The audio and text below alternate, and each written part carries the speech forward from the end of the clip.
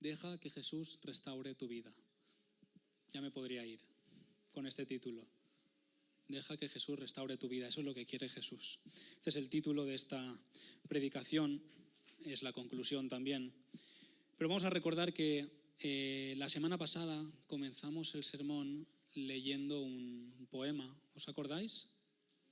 De Antonio Machado. Muy bien, muy bien. De Antonio Machado. Caminante no hay camino, se hace camino al andar, ¿no? Decíamos. Lo que nos llevaba a reflexionar en que, por desgracia, en este mundo caminamos a ciegas, ¿no? En teoría caminamos a ciegas. Y esto nos lleva a cometer errores constantes o caer en situaciones que nos habría gustado evitar. No sé si hay alguien aquí que diga, no, yo no he vivido una experiencia que me hubiese gustado evitar. Si lo dices, oye, pues me alegro por ti, pero yo no.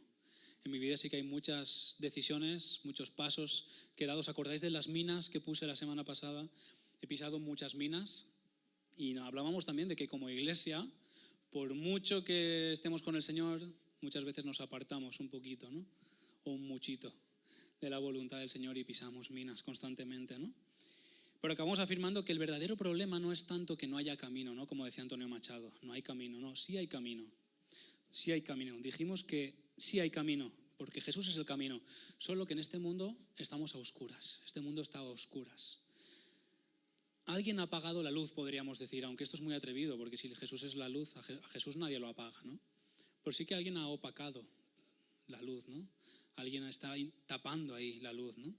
Debemos preguntarnos en primer lugar, ¿quién? ¿Quién está opacando la luz de Jesús? 2 Corintios 4:4, ahí leemos, el Dios de este mundo, fijaos que Dios está en minúscula, no está hablando de nuestro Padre Celestial, ¿vale? El Dios de este mundo, de este siglo, dirán otras versiones, ha cegado la mente de estos incrédulos para que no vean la luz del glorioso Evangelio de Cristo, el cual es la imagen de Dios. Entonces, ¿quién ha opacado la luz? El Dios de este mundo, ¿no? Que es el diablo, estamos hablando de Satanás, el maligno, el poneros, como se dice en griego en el Nuevo Testamento, el poneros es el maligno. Él es el que está trabajando por opacar esa luz, ¿no? Pero ahora miremos este otro versículo.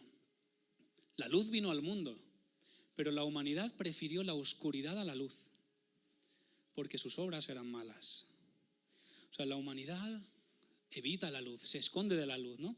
Entonces, ¿por qué estamos a oscuras? ¿Por culpa del maligno, de Satanás, o por culpa nuestra? ¿Qué pensáis? ¿Nuestra? ¿Vale? Le damos cabida, muy bien. Pues aquí hay una tensión más, ¿no? O una respuesta que en realidad la pregunta es trampa, ¿no?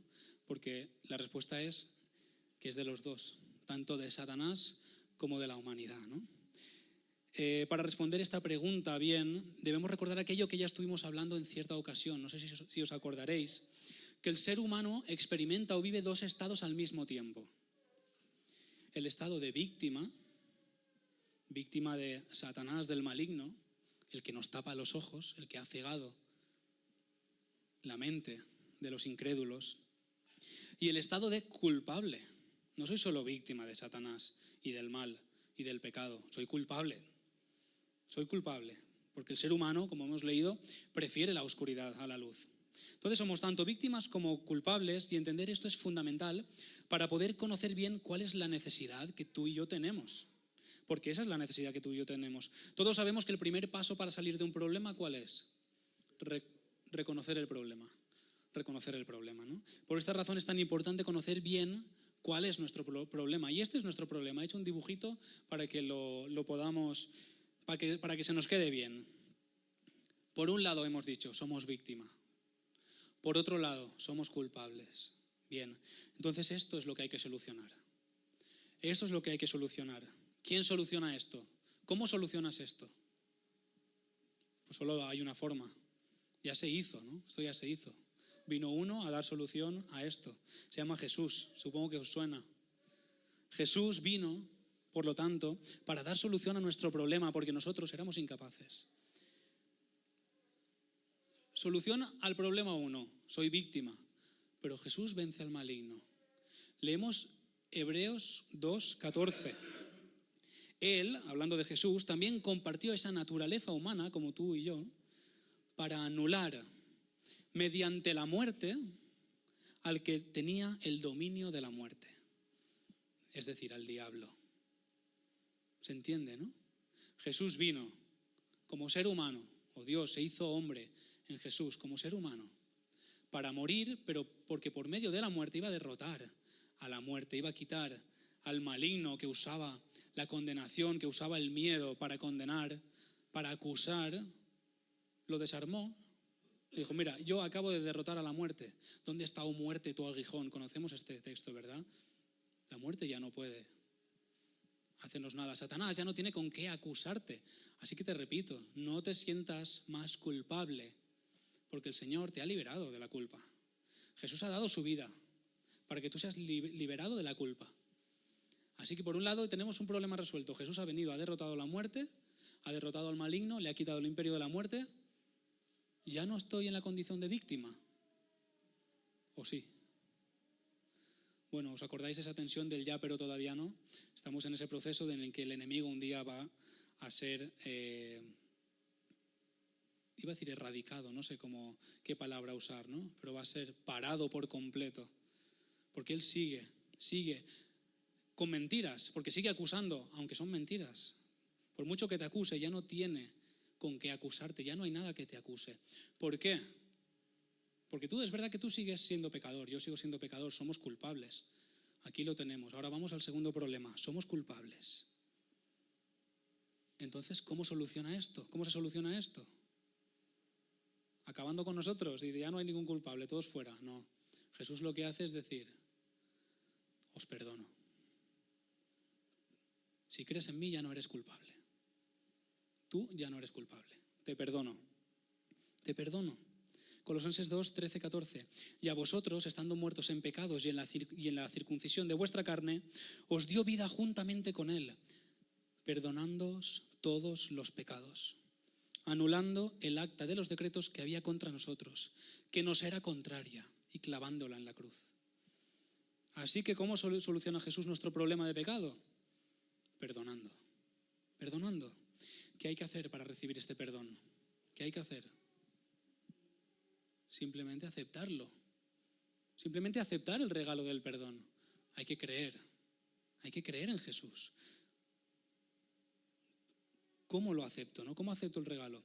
Reconociendo que el único que es justo para perdonar, te ha perdonado. El único que tiene autoridad para perdonarte, te ha perdonado. Entonces ya está.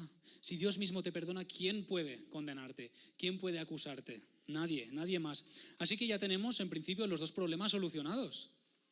En realidad ya está solucionado el problema, ¿no? Ya nos podríamos ir a casa tranquilos, ¿no? Ya está todo hecho. Pues sí, no, porque aunque esto ya está hecho, es verdad que esto ya está hecho, seguimos necesitando que el Señor trabaje en nuestras vidas, porque la obra que Él ha comenzado en nosotros la tiene que perfeccionar. Él ha dicho que la va a perfeccionar. Hay algo que hacer en ti y en mí. Hay trabajo que hacer. Tú estás librado ya de la acusación y estás librado de la esclavitud que tienes al pecado y al maligno, pero falta trabajo por hacer en ti y en mí. Cuando pensamos en salvación habitualmente pensamos en un momento puntual, pero perdemos de vista que la salvación es más que ese momento puntual en el que yo recibo a Jesús como el Señor y Salvador de mi vida. La salvación es más, va más allá. La salvación implica un cambio, una transformación en tu vida y en la mía. Sin esa transformación, el proceso o la salvación se queda a medias. Se queda a medias porque Dios no quiere dejarte como estás. Dios no quiere salvarte y olvidarse de ti. Dios quiere restaurarte. Dios quiere obrar en tu vida y volver a restaurar la imagen, su imagen en ti, ¿no? Entonces la salvación implica mucho más que solo el momento puntual en el que yo entrego mi vida a Jesús. La buena noticia del Evangelio no solo informa, no solo es información. El Evangelio transforma. leemos, porque la palabra de Dios es viva y eficaz, y más cortante que toda espada de 2 filos, y penetra hasta partir el alma y el espíritu, las coyunturas y los tuétanos, y discierne los pensamientos y las intenciones del corazón. Por tanto, Dios no quiere simplemente salvarte y dejarte como estás. Él quiere restaurarte completamente. En eso está trabajando, como dijo Jesús. Jesús sanaba y fueron a acusarle, oye, ¿qué haces sanando en un día como hoy y tal? Y él dijo, mi Padre trabaja y yo hasta hoy trabajo. Hay trabajo que hacer en su pueblo. Él tiene trabajo que hacer en su pueblo y sigue trabajando en ti y en mí. Recordemos que el plan de Dios es aquella palabra griega, ¿os acordáis? Que aprendimos en su día. ¿Alguien se acuerda? Apocatástasis. ¿Qué significaba apocatástasis? La restauración de todas las cosas. Vamos a leer el texto. Hechos 3, 19, 21.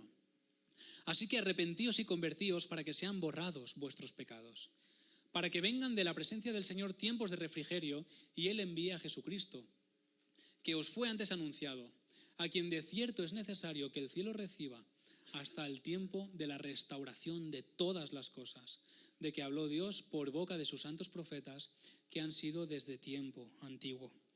En esto trabaja el Señor hasta ahora, en perfeccionarnos, en restaurar perfectamente su imagen en nosotros, en hacernos como Él es.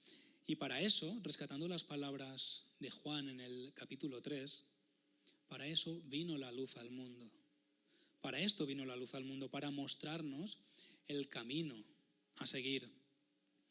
Y con el tema de la santificación o con nuestro proceso de perfeccionamiento encontramos también otra pequeña tensión, ¿no? Porque ¿quién me perfecciona? ¿Quién nos perfecciona? ¿Nosotros? Dios. Dios es quien produce la santificación en tu vida. Dios es quien te perfecciona. Sin embargo, el ser humano tiene una responsabilidad. ¿Qué responsabilidad? ¿Qué parte tiene en esto? ¿De quién es? O sea, Dios es quien produce la transformación, pero ¿significa eso que tú no tienes nada que hacer en este proceso de transformación, de santificación? Vale, hay que llevarlo a cabo. Digamos que quien lo lleva a cabo es Dios, ¿no? Pero tú, ¿cuál es tu parte realmente? Dejarse. Muy bien, ¿vale? Juan 15, 4 dice, permaneced en mí y yo en vosotros. Aquí tenemos las dos acciones. Jesús permanece en nosotros. Ahora, tú tienes que permanecer en Jesús. Sí tenemos algo que hacer. Para entenderlo mejor podemos ilustrarnos tal vez con este ejemplo. Un enfermo no puede sanarse a sí mismo. ¿Qué tiene que hacer? Ir al médico. Tiene que ir al médico, ¿no? Y el médico que le diagnostiquen y que lo traten. Pues esa es tu parte. Tu parte es ir al médico. Tu parte es estar en manos de los profesionales. Pues tu parte en esto es estar en manos del profesional. El profesional de los profesionales, como dirían los hebreos, que les gustaba repetir para darle importancia a algo, ¿no? El más de los más. Estar en manos del médico por excelencia. Tú y yo tenemos que estar ahí. Eso es permanecer en mí. ¿Y cómo permanecemos en Él? Porque a efectos prácticos, ¿cómo lo hacemos?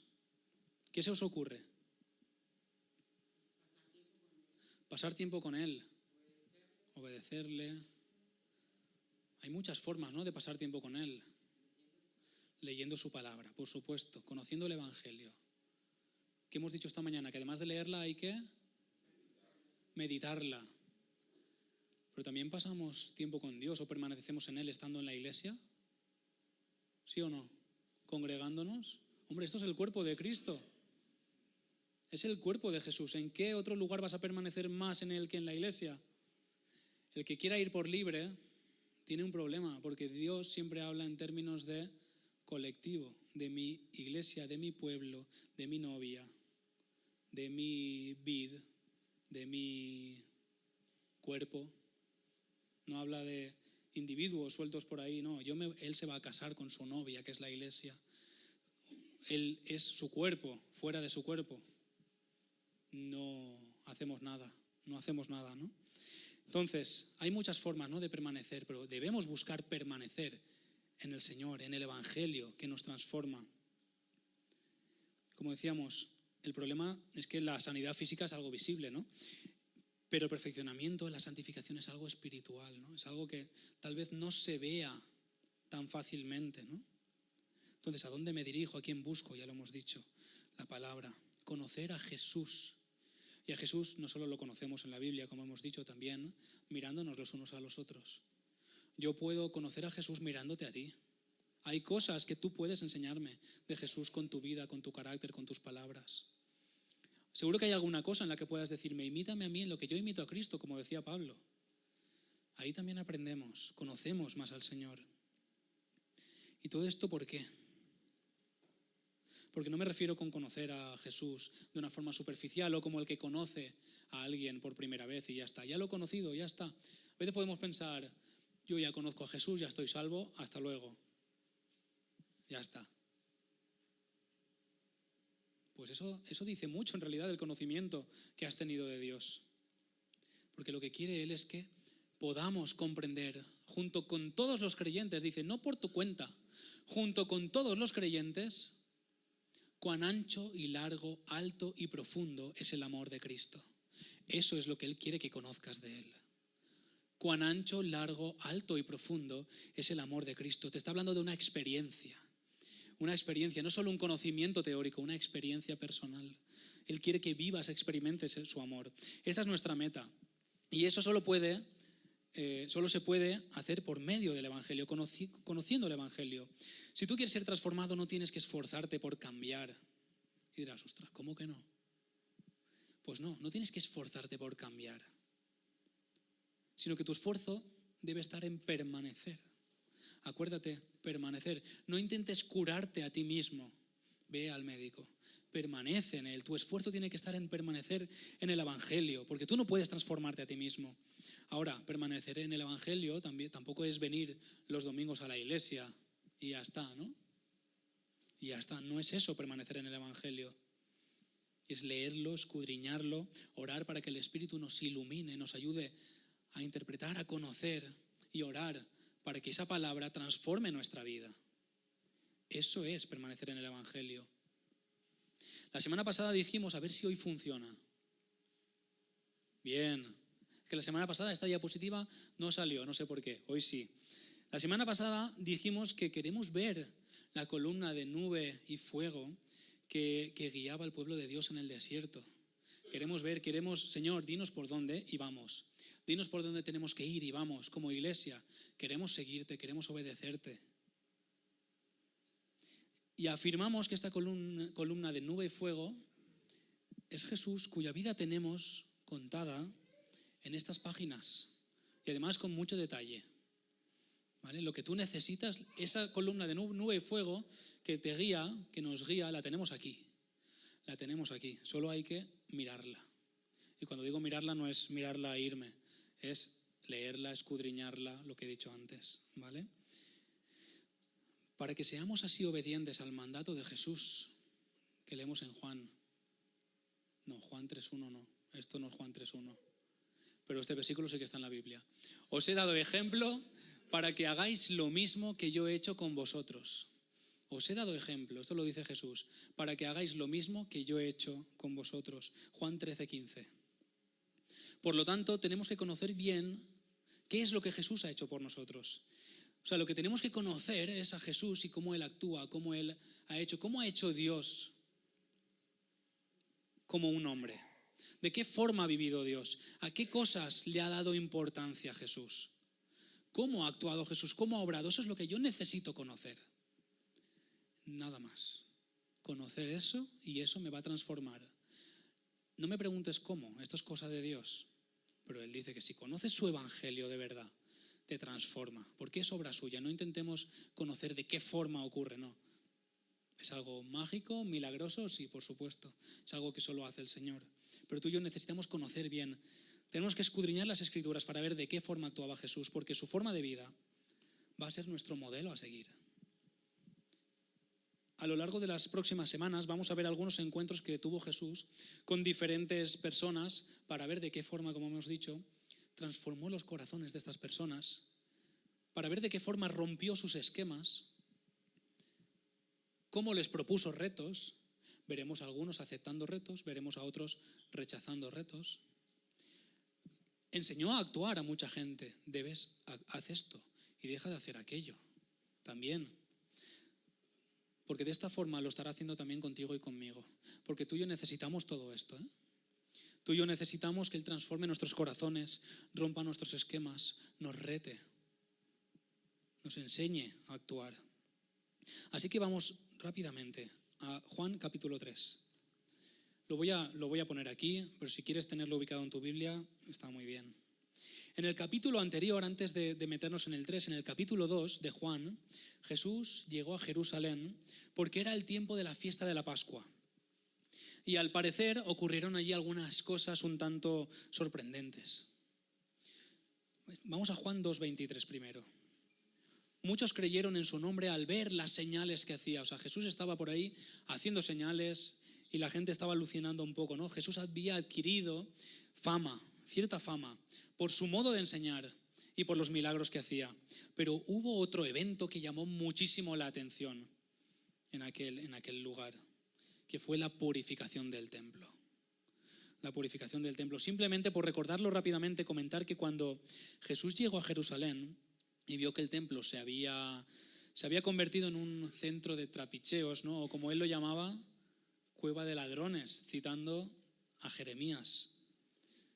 Se enfadó mucho y echó ahí a todo el mundo a patadas. La Biblia no dice que los echó a patadas, pero sí que dice que hizo una cuerda, ¿no? con lazo, y que tiró las mesas por el suelo y que derramó todas las monedas que tenían los cambistas, los que estaban trapicheando, los que estaban haciendo un negocio y además aprovechándose de la gente, ¿no? Obviamente todo esto llamó mucho la atención de todo el mundo. Jesús cada vez tenía más seguidores, pero también más enemigos. Porque Jesús hacía la competencia a los maestros de la ley, a los que había por ahí, a los otros maestros que tenían sus escuelas. Si Jesús adquiere fama, los otros pierden popularidad. Cada vez se estaba ganando más enemigos. Entonces vamos a Juan 3, versículos 1 y 2. De este escenario en el que vemos a Jesús muy enfadado, rodeado de una multitud de judíos muy grande, en un lugar público como era el templo, Juan nos lleva de repente al capítulo 3, a un escenario mucho más íntimo. Imaginad la escena, ¿vale? Estamos en un lugar público con mucha gente, mucho alboroto y de repente, ¡boom!, cambia la escena de la película y estamos ahora en un lugar tranquilo. Jesús a solas con un hombre en la noche. Resulta que este judío, no era un judío cualquiera, era nada más y nada menos que Nicodemo, que era una persona importante para los judíos, muy importante. Era un fariseo que probablemente formaba parte del Sanedrín, lo que sería el Tribunal Superior de Justicia, ¿no?, de los judíos. Un hombre importantísimo entre los judíos. Y como fariseo, Nicodemo tenía que ser un hombre instruido en las Escrituras, o sea, sabía mucho de las Escrituras, creyente, por lo tanto, en el mensaje de los profetas, un maestro de la ley, con autoridad para enseñar. Sin embargo, Juan nos lo presenta como un maestro que no lo sabía todo, sino como alguien que necesitaba que se le diera respuesta a sus interrogantes.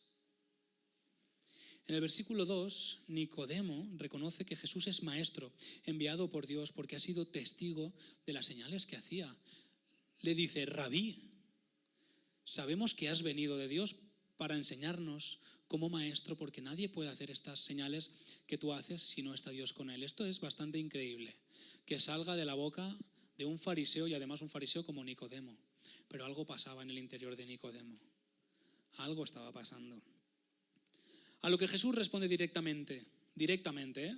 Nicodemo lo saluda y Jesús le dice: ni hola, te aseguro que el que no nace de nuevo no puede ver el reino de Dios. Pudiera parecer que esta respuesta no tiene nada que ver con el saludo, ¿no?, que Nicodemo le acaba de ofrecer.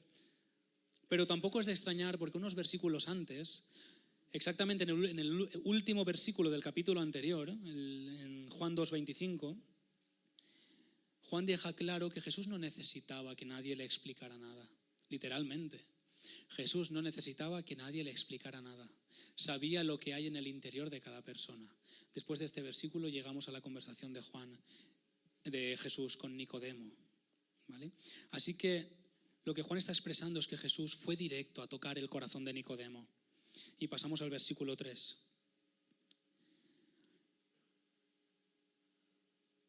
Jesús le respondió: te aseguro que el que no nace de nuevo no puede ver el reino de Dios. Este te aseguro, en otras versiones os acordaréis que pone: de cierto te digo, o amén, amén, como dirían en griego. Cuando Jesús inicia una frase de este modo, lo que está diciendo es, o en este caso está diciendo: Nicodemo, atiende muy bien lo que voy a decirte, porque en este momento no hay cosa más importante.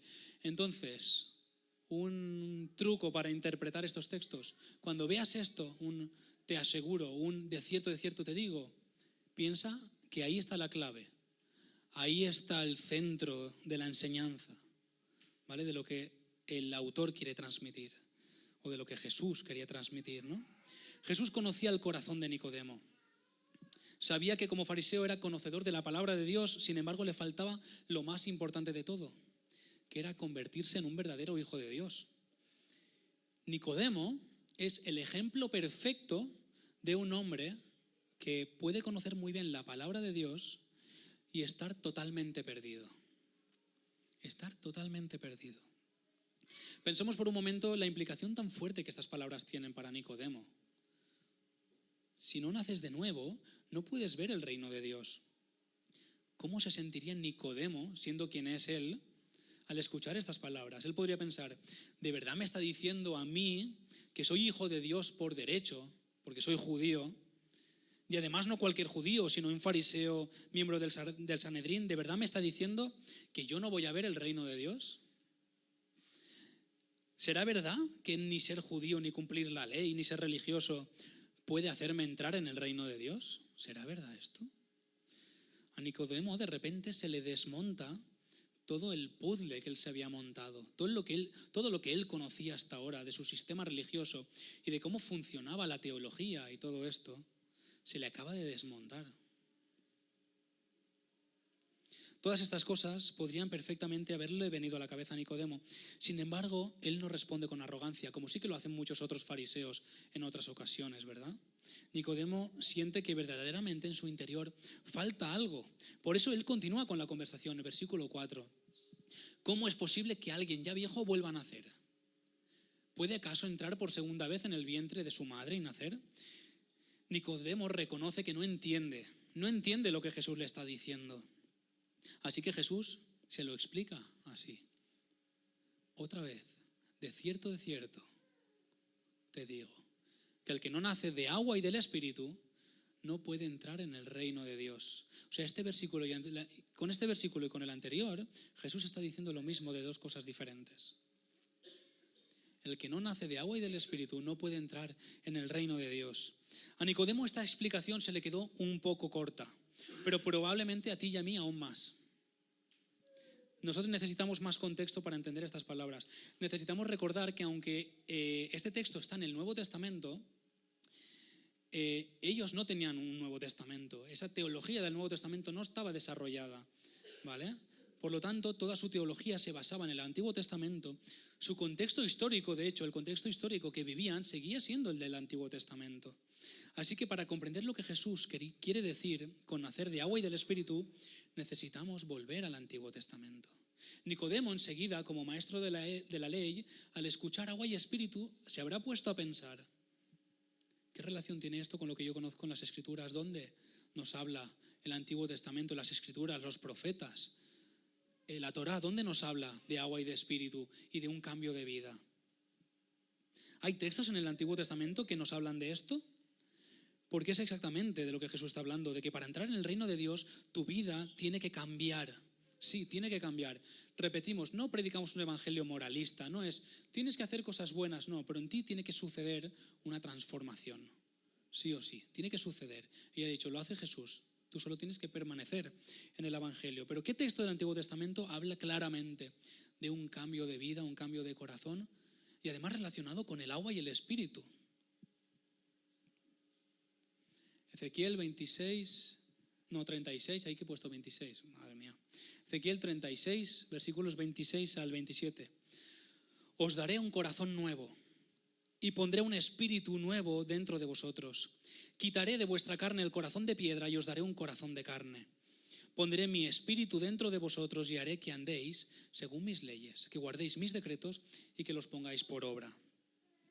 Este texto Nicodemo lo conocía a la perfección, siendo del profeta Ezequiel.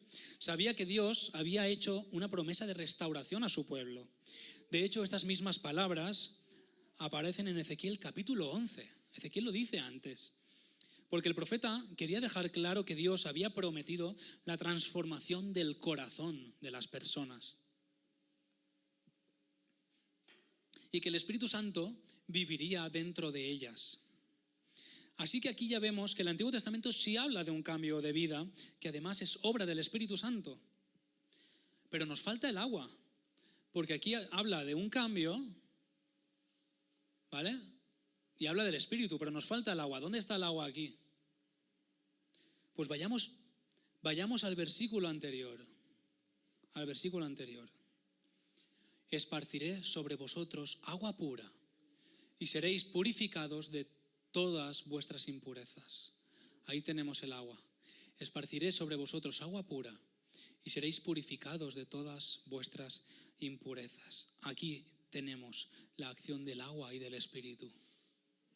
Algunos dicen que con lo de nacer del agua, Jesús hacía referencia al bautismo. Si no te bautizas, no puedes ir al cielo, no puedes llegar al reino de Dios. No está hablando del bautismo, aunque el bautismo obviamente hace referencia a esto, a este acontecimiento de nacer de nuevo.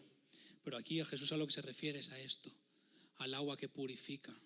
Tú y yo necesitamos ser purificados. Pero Nicodemo aún tiene dudas. Después de decirle todo esto, aún tiene dudas. Y le pregunta en el versículo 9, Juan 3:9, ¿cómo puede hacerse esto? ¿Cómo va a ocurrir esto?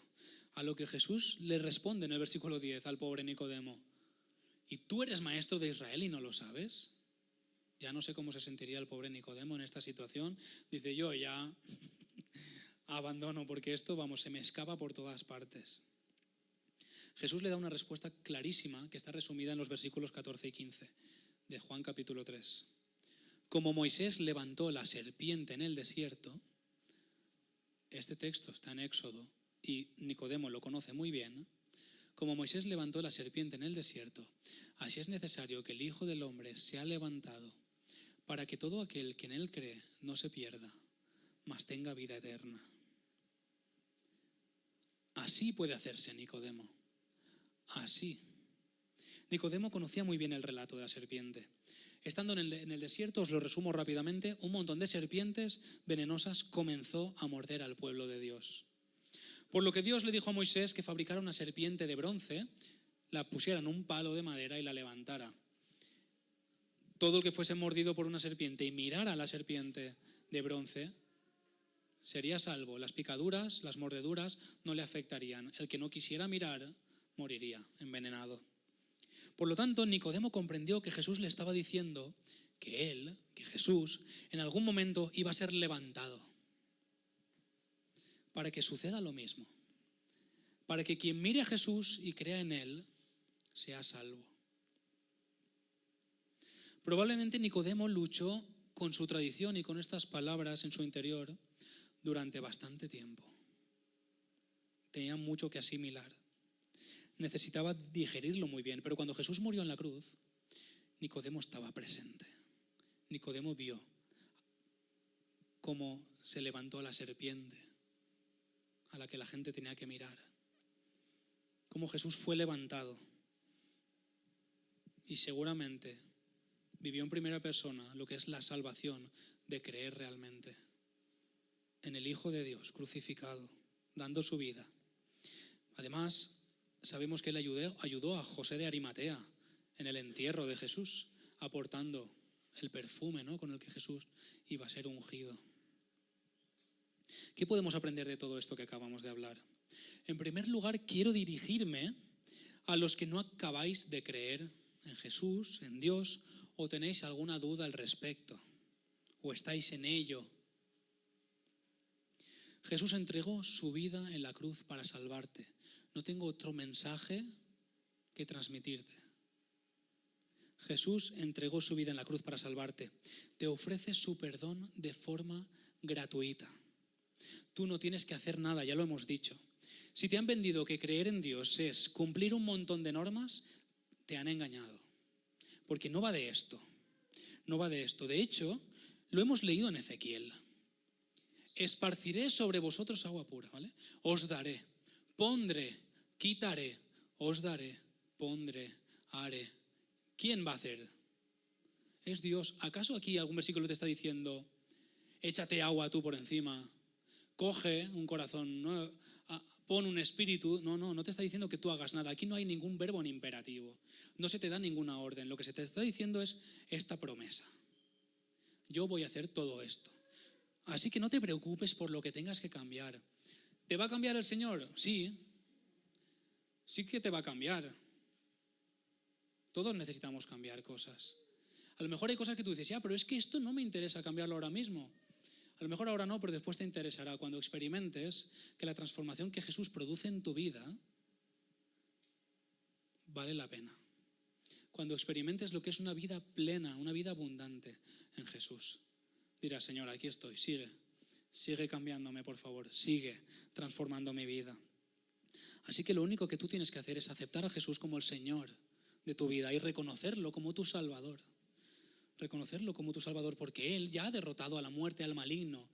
Y no hay nada malo que hayas podido hacer en esta vida que no pueda ser perdonado y que no haya sido perdonado ya. Así que arrepiéntete y pídele perdón al Señor y ya está. Y cree que Jesús es el Señor y Salvador de tu vida. Y ahora me dirijo a los que ya afirmáis tener una relación con Jesús, a los que sois creyentes desde hace tiempo o desde hace poco, pero que ya decís, sí, yo creo en Jesús, Él es el Señor y Salvador de mi vida. Probablemente Nicodemo conocía el Antiguo Testamento mejor de lo que tú y yo jamás lleguemos a conocerlo. ¿Vale? Pero eso no le garantizó nada. No le garantizó nada. No sé cuánto sabes tú de la Biblia y a lo mejor participas en todas las actividades de la iglesia, pero nada de esto te garantiza nada. Lo que Dios sigue queriendo es renovar tu corazón, transformar tu vida. Aún hoy, ya lo he dicho, recuerda, la salvación no ocurre en un momento puntual.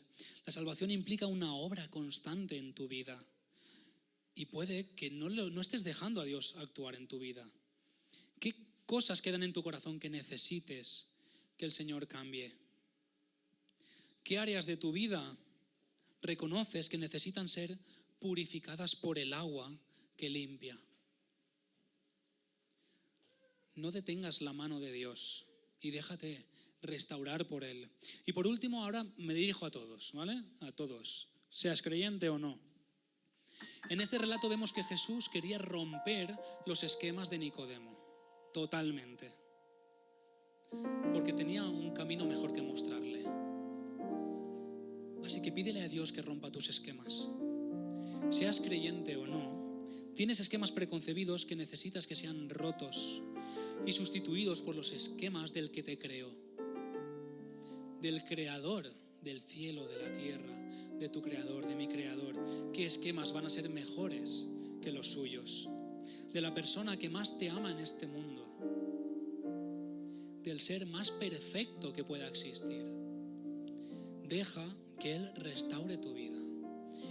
Te invito a que inclines tu cabeza y de forma personal ores al Señor pidiendo que examine tu corazón en profundidad, como lo hacía David, y que limpie todo lo que tenga que ser limpiado y que rompa, como decíamos, esos esquemas, que sane tus heridas, que te dé entendimiento, que te haga manso, que te haga humilde, que te haga moldeable para ser transformado por Él en su imagen.